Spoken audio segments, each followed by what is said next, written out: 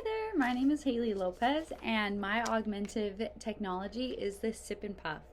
So the Sip and Puff targets, or the targeted group that it would benefit is it is used for people who do not have use of their hands. It is commonly used as a control a motorized wheelchair by quadriplegics, people with ALS, and people with cerebral palsy. So those are the kind of the three main groups that really are affected and can greatly benefit from the Sip and Puff.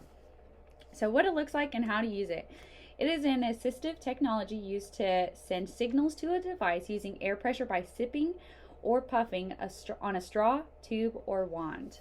So to use it on the wheelchair, a hard puff, like a hard, will make the wheelchair go forward, but a small sip, like a, will stop the wheelchair. So, and then conversely, a hard sip will make it go backwards, and a continuous soft sip or a soft puff will direct the chair to move either right or left, and how long right or left depending on how long you sip or puff on the straw. So it can also be used with a joystick or with the Sip and Puff movement. So it's connected to a system or a program on a computer, and the person can use the Sip and Puff to move the mouse around so it can click on different software, so it can access different sentences, build sentences, use different websites if they want to, and be able to use the websites and technology to their own disposure. So it ranges in price because there are so many different parts that are within the Sip and Puff. So you're going to need the headset that has a connecting tube, or some type of manual thing that you connected the tube to over here. But most of them are like little headsets or gooseneck things that connect the tube to the mouth or to the nose.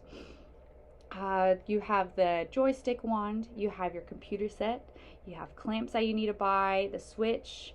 You have different switches if it wants to connect to a computer, the switch to connect to the motorized wheelchair, all of those different switches. And it can range, all those pieces can range from $200 to $600 each piece. So it just depends on how you end up building it and what the specific use is for the Sip and Puff. So there are some pros and cons though. So the user must have decent breath and oral motor control. The user will need help with the headset, and it can be frustrating to learn. Another con that comes with the Sip and Puff augmented technology is that it relies on technology. So if there's ever a power outage or the power goes down somehow and it can't be powered on, or it can't be used with batteries for whatever reason, or it wasn't able to charge, then that user no longer is able to communicate with their family and friends or with technology. So that is a con to it. But the pro of, there's so many pros though. It helps the user be more independent. It helps the user to be able to move around in certain areas and in designated areas. It allows for the user to use technology. It allows for the user to communicate with people by building sentences and stuff using different programs that are built for the Sip and Puff. And yeah, there's just so many good things. So thank you.